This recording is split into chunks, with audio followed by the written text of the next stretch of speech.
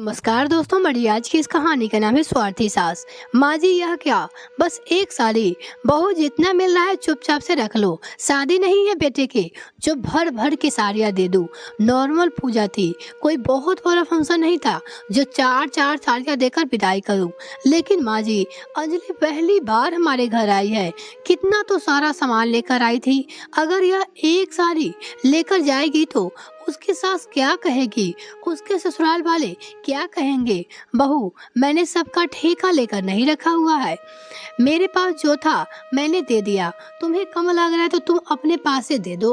कहते हुए मुंह बनाते हुए सविता जी अपनी बहू प्रिया को कमरे से बाहर चली जाती है। प्रिया बेचारी हाथों में एक साड़ी लिए चुपचाप सास को जाते हुए देखती रही।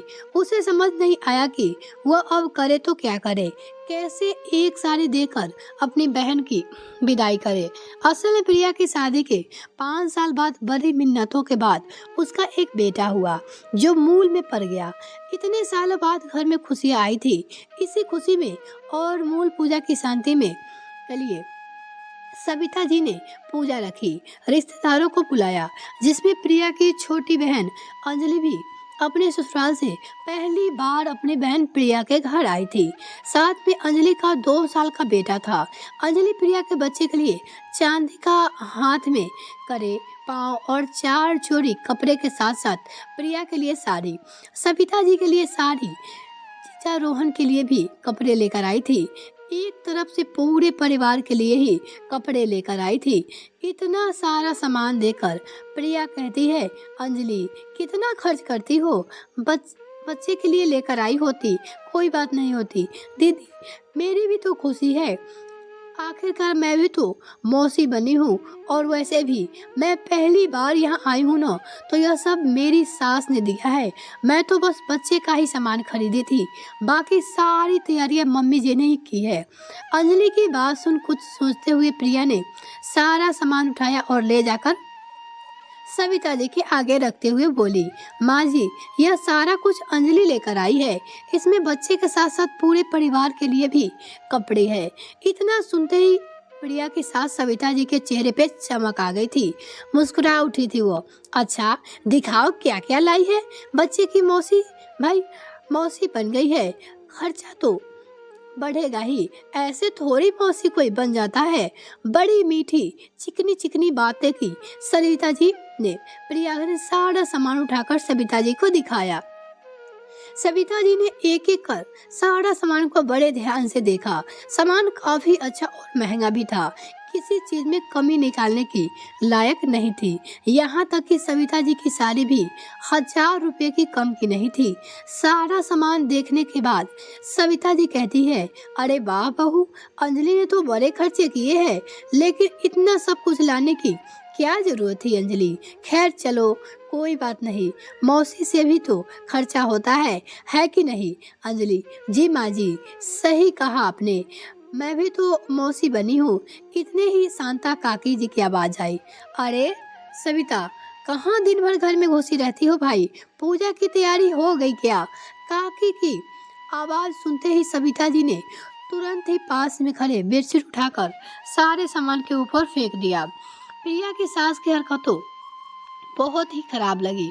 उसे पता था कि सविता जी जानबूझकर सारा सामान छिपाना चाहती थी। वह काकी को दिखाना नहीं चाहती थी कि कहीं काकी प्रिया के मायके की बड़ाई ना करने लगी, जो कि सविता जी को बर्दाश्त नहीं थी। लेकिन प्रिया ने भी जैसे ही काकी आकर बैठी, वो तुरंत ही बेडशीट हटाते हुए बोली, काकी जी देखिए, यह सारा सामान मेरी बहन लेकर आई है। चादर हटते ही प्रिया के इतना बोलते ही सविता जी गुस्से में प्रिया को घूरने लगी, लेकिन प्रिया ने सविता जी को पूरी तरह से इग्नोर कर दिया। बहू, तुम्हारी बहन ने तो बहुत ही खर्चे किए हैं, अच्छे खासे पैसे लगे होंगे, इसके भी तो देख लेना। अब तुम्हारी बारी है, बड़ी बहन हो तुम। जी काकी जी, बिल्कुल, मुस्कुराते हुए बोल पड़ी प्रिया। अंजलि काफी हंसमुख स्वभाव की थी। 2 ही दिनों में वह पूरे घर के साथ साथ काकी का भी दिल जीत चुकी थी। ऐसा लगता था अंजलि के बिना कोई महफिल ही नहीं होती। पूजा का दिन भी आ गया। मूल शांति की पूजा हो गई। करीब 1 हफ्ते बाद अंजलि के पति का फोन आया। वह अगले दिन अंजलि को लेने आने वाले था। अंजलि ने जाने की तैयारी कर ली थी, पैकिंग हो गई थी। प्रिया ने सविता जी से कहा, माँ जी अब 1 घंटे में ही अंजलि के पति उसे लेने आ जाएंगे, तो अंजलि की पिटाई दे दीजिए। हाँ हाँ बहू, क्यों नहीं, मैं तो कब से उसकी साड़ी निकाल कर रखी हूँ, तुम रुको, मैं अभी लेकर आती हूँ। कहते हुए सविता जी अपने कमरे में गई और थोड़ी देर बाद ही एक साड़ी और उस पे 100 रुपया करके प्रिया के हाथों में पकड़ा देती है। वह हैरानी से लगातार अपनी सास सविता जी का मुंह देखे जा रही थी। बहू अब खड़े खड़े मुंह क्या देख रही हो, जाओ जाकर साड़ी दे दो अपनी बहन को। लेकिन माँ जी, एक साड़ी और 100 रुपए, हाँ तो और क्या, अब 4-4 साड़ियाँ कहाँ से लाऊंगी, खजाना दे दूं क्या? विदाई तो ऐसे ही होती है ना माँ जी। विदाई कैसे होती है यह तो मुझे नहीं पता, लेकिन वो पहली बार मेरे घर आई है, कितना कुछ लेकर आई थी और आप उसे बस एक साड़ी देंगे, ऊपर से उसके बेटे को उसे भी कुछ नहीं।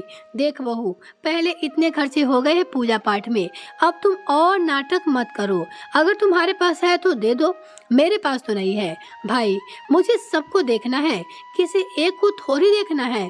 तुम्हारी तरह तुम्हें तो बस अपनी बहन की परी है, मुझे तो पूरे रिश्तेदारों की परी है। ना कहते हुए सविता जी वहाँ से चली बनी। बेचारी प्रिया कभी साड़ी को देखती, कभी उस पे पड़े 100 रुपये के नोट के देखती, तो कभी जाते हुए सास सविता जी को देखती।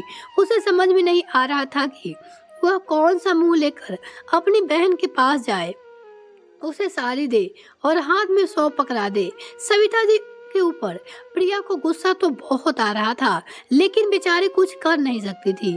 पहले वो अंजलि को सही सलामत यहाँ से विदा करना चाहती थी, इसलिए वो धीरे से अपनी अलमारी में से 2 साड़ियाँ और निकाल कर रखी और उसके ऊपर 5-500 रखती है। बच्चे का कपड़ा तो नहीं हो पाया था, उसके लिए भी एक लिफाफे में 500 डाल दिया। यह सब प्रिया ने अपनी ओर से किया था। इधर काकी को जाने कैसी खबर लग गई थी कि अंजलि जाने वाली है।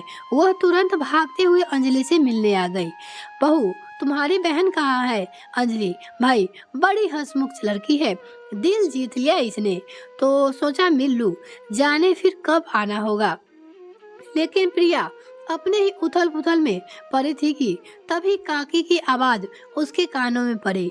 वह अंजलि को लेकर काकी के पास गई और बातों ही बातों में अचानक से काकी ने सविता जी से कहा, अरे सविता, तुमने अंजलि की विदाई दे दी ना?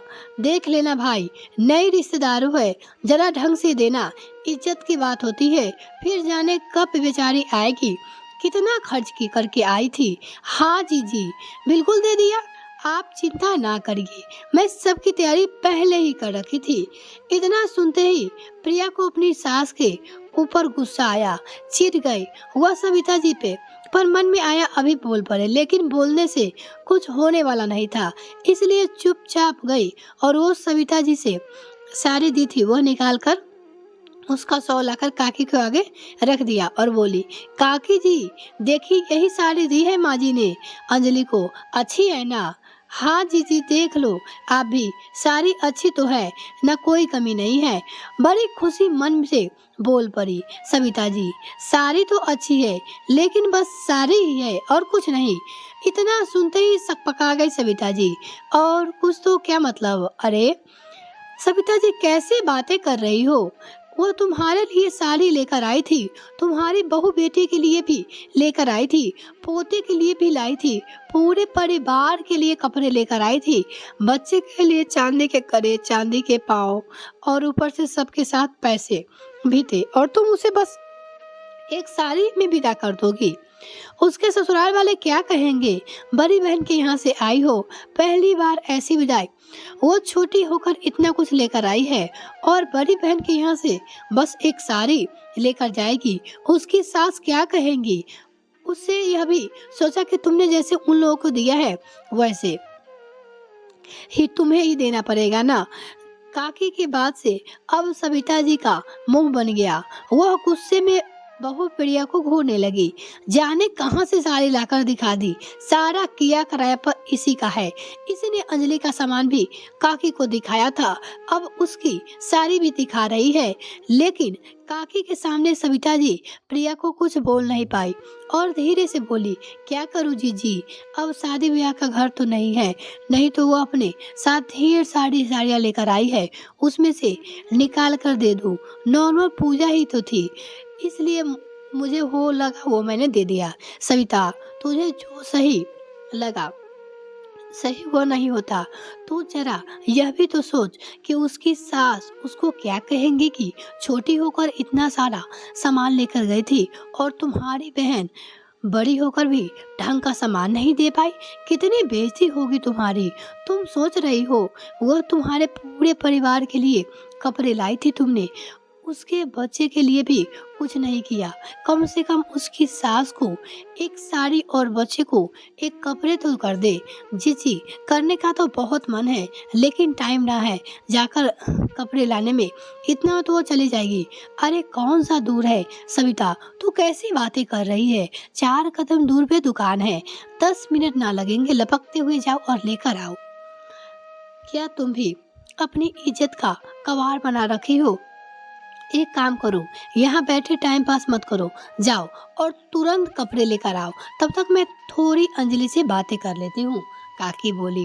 अब बेचारी सविता जी करे तो क्या करती, मजबूरी मन मार कर गई। अंजलि के सास के लिए कपड़े लेकर आई और बच्चे के लिए कपड़े लेकर आई। सास के बच्चे के कपड़े देखकर अब जाकर प्रिया के मन में तसल्ली हुई थी। वो अपने सास के मन की हालत अच्छी तरह से समझ रही थी। सविता जी मन ही मन उसे 1000 गालियां दे रही थी, लेकिन यह गालियां तो रोज की थी, उसे इसे कोई फर्क नहीं पड़ने वाला था। उसे संतुष्टि इस बात की थी कि कम से कम उसकी बहन की विदाई तो ढंग से हुई ना। कभी कभी खींचने से, चिल्लाने से, गुस्सा करने से जो काम नहीं बन पाता, वह दिमाग से, चतुराई से और शांति से भी आराम से किया जा सकता है, जैसे ही प्रिया ने किया था। यह कहानी आपको कैसी लगी दोस्तों, प्लीज कमेंट में लिखकर जरूर बताइएगा। साथ ही आप अपनी राय हमें कमेंट में लिखकर बता सकते हैं। इसी तरह के और वीडियो देखने के लिए जुड़े रहें हमारे साथ। बहुत बहुत धन्यवाद।